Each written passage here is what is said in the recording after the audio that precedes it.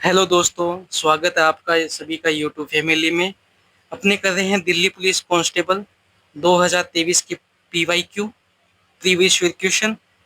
आज अपना है 29 नवंबर 2023 की थर्ड शिफ्ट।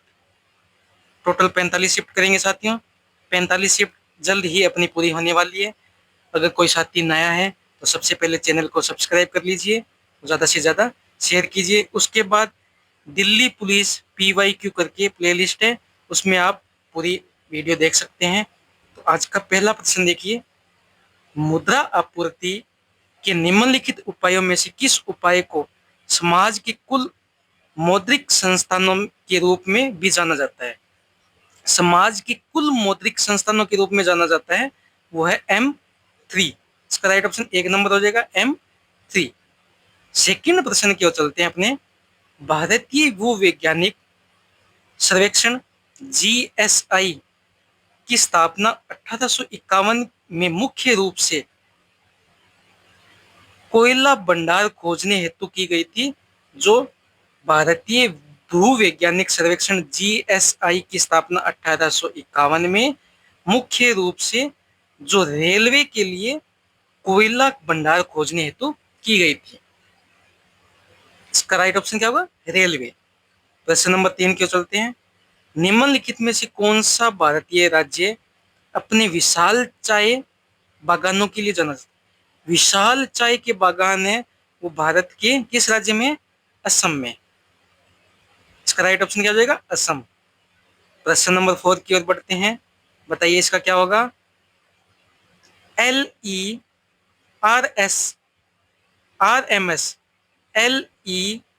LERMS प्रणाली के तहत विदेशी मुद्रा आय का कितना प्रतिशत आधिकारिक दर पर परिवर्तित किया जा सकता है? जो LERMS है, जो 40% है ना, विदेशी मुद्रा आय का 40% आधिकारिक दर पर परिवर्तित कर सकते हैं। प्रश्न नंबर 5 देखिए, निजीकरण के अर्थ के संबंध में निम्नलिखित कथनों पर विचार करें। सही उत्तर बताना है कि सार्वजनिक क्षेत्र के उद्यमों के स्वामित्व का हस्ताक्षर निजी क्षेत्र के उद्यमियों को न करना, ये तो गलत है। तो बचा ये, तो केवल सेकंड प्रश्न सही हो जाएगा कि सार्वजनिक क्षेत्र के उद्यमों के प्रबंधन का हस्ताक्षर निजी क्षेत्र के उद्यमियों को करना। Right option second number. प्रश्न नंबर 6 देखिए, वेम्पति चिन्ना सत्यम ने किस प्रकार के नृत्य के लिए वर्ष 1998 में पद्म भूषण प्राप्त किया था? जो वेम्पति चिन्ना सत्यम है, कुचिपुड़ी नृत्य किया था, तब उनको 1998 में पद्म भूषण मिला था। प्रश्न नंबर 7 देखिए, भारतीय संविधान के किस अनुच्छेद में ये उल्लेख है कि मंत्रियों द्वारा राज्यपाल को दी गई सलाह किसी भी न्यायालय में जांच नहीं की जाएगी? जो भारतीय संविधान का अनुच्छेद 163 है ना, मंत्रियों द्वारा सलाह दी गई, जो मंत्री द्वारा सलाह दी जाती है राज्यपाल को, किसी भी न्यायालय में जांच नहीं की जाएगी, वो अनुच्छेद 163 कहता है। प्रश्न नंबर 8 देखिए, निम्न में से कौन सी नीति निजीकरण को बढ़ावा देती है? देखो, निजीकरण को बढ़ावा देती है वो एक तो विनिवेश, एक है आउटसोर्सिंग। शहरीकरण तो नहीं होगा। ए और बी, ये आपके राइट ऑप्शन जो विनिवेश और आउटसोर्सिंग है, ये नीति निजीकरण को बढ़ावा देती है। प्रश्न नंबर 9, पूर्वोत्तर भारत में अहोम इस त्योहार को हर साल 31 जनवरी को सभी पारंपरिक वेशभूषा और धूमधाम से अपने पूर्वजों की पूजा के लिए एक आम जगह पे मनाते हैं। त्योहार की पहचान क्या होगी? मैं दम मैं फी, मैं दम मैं फी, ये पूर्वोत्तर भारत में मनाया जाता है। प्रश्न नंबर 10 देखिए, ब्रह्मा ऋण के संदर्भ में ईसीबी का पूर्ण रूप क्या होगा? ईसीबी की फुल फॉर्म बतानी है, एक्सटर्नल कॉमर्शियल ब्राउजिंग। इसका राइट ऑप्शन हो जाएगा ईसीबी का कि एक्सटर्नल कमर्शियल बोरोइंग। प्रश्न नंबर 11, निम्नलिखित में से वह कौन तुर्की शासक था जिसने 1398 में लूट के इरादे से भारत पर आक्रमण किया था? 1398 में भारत पर आक्रमण किया था तैमूर लंग ने। किसने किया था? तैमूर लंग ने 1398 में आक्रमण किया था। प्रश्न नंबर 12 देखिए, निम्नलिखित में से कौन सा विकल्प पृथ्वी के अंतरंग का कोई भाग नहीं है? जो दुर्बलता मंडल है, पृथ्वी के अंतरंग का कोई भाग नहीं है। प्रश्न नंबर अपने बात करेंगे 13 की, क्राईकुडी आर मणि। क्राईकुडी आर मणि भारत की विख्यात वादक है। जो क्राईकुडी आर मणि है वो मृदगम मृदगम के विख्यात वादक है। किसकी? मृदगम के। प्रश्न नंबर 14 की ओर बढ़ेंगे। श्रीमंत शंकरदेव निम्न में से किस नृत्य शैली से संबंधित है? श्रीमंत शंकरदेव है वो क्षत्रिय नृत्य से संबंधित है। किससे?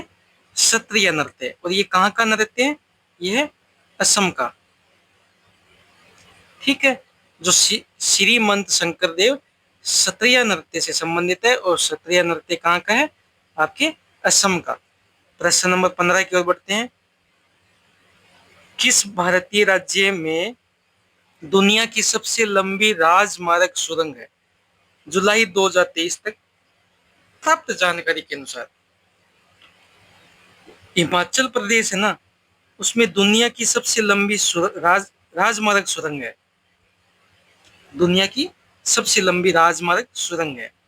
प्रश्न नंबर 16, निम्नलिखित में से कौन सा द्विस्थापन अभिक्रिया का एक उदाहरण है? द्विस्थापन अभिक्रिया का उदाहरण ये एक नंबर होगा, Na2SO4 BaCl2 BaSO4 NaCl2। ये समीकरण दोनों तरफ इक्वल है, द्विस्थापन अभिक्रिया का एक उदाहरण है। प्रश्न नंबर 17, एलोरा का कैलाश मंदिर और महाबलीपुरम का रथ मंदिर किस प्रकार की मंदिर वास्तुकला का उदाहरण है? जो एलोरा का कैलाश मंदिर, महाबलीपुरम का रथ मंदिर है, रोक कट मंदिर की वास्तुकला का उदाहरण है। प्रश्न नंबर 18, निम्नलिखित में से कौन 1867 में स्थापित एक सुधारवादी समाज प्रार्थना समाज से संबंधित नहीं है? प्रार्थना समाज से संबंधित नहीं है, वो है बाल गंगाधर तिलक। राइट ऑप्शन क्या हो जाएगा? एक नंबर बाल गंगाधर तिलक है, जो प्रार्थना समाज से संबंधित नहीं है। प्रश्न नंबर 19 की ओर बढ़ते हैं। निम्नलिखित में से कौन सा विकल्प 0.03 अल्बेडो के साथ सौर मंडल में सबसे काला या सबसे कम परावर्तक वस्तु है? वो है 1p हेली। जो 1p हेली है 0.03 एल्बेडो के साथ सौर मंडल में सबसे काला या सबसे कम परावर्तक वस्तु है। 20 नंबर प्रश्न देखिए, इलाहाबाद के स्तंभ पर हरिसेन द्वारा लिखित अभिलेख की भाषा किस भाषा में है? जो इलाहाबाद के स्तंभ है हरिसेन द्वारा लिखा गया है वो है संस्कृत भाषा में। कौन सी भाषा में है? संस्कृत भाषा में है। प्रश्न नंबर 21 देखिए, क्रिकेट खिलाड़ी रवि शास्त्री रणजी ट्रॉफी टूर्नामेंट में किस टीम का प्रतिनिधित्व करते थे?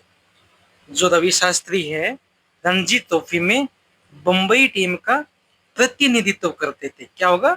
3 नंबर बंबई।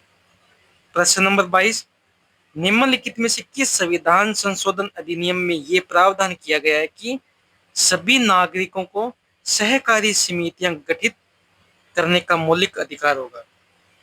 देखो, सभी नागरिकों को सहकारी समितियां गठित करने का मौलिक अधिकार होगा, वो था 97वां संविधान संशोधन अधिनियम, उसके तहत कहा गया था। प्रश्न नंबर 23 देखिए, अल्लाह रखा, सबीर खां, पंडित किशन महाराज, पंडित ज्ञान प्रकाश घोष और संदीप दास निम्नलिखित में से किस वाद्य यंत्र के प्रसिद्ध वादक थे? वो थे तबला के। राइट ऑप्शन 4 नंबर हो जाएगा। प्रश्न नंबर 24 देखिए, सुजाता महापात्र किस भारतीय शास्त्रीय नृत्य शैली से संबंधित थी? जो सुजाता महापात्र है वो आपकी ओडिसी भारतीय शास्त्रीय नृत्य से संबंधित थी।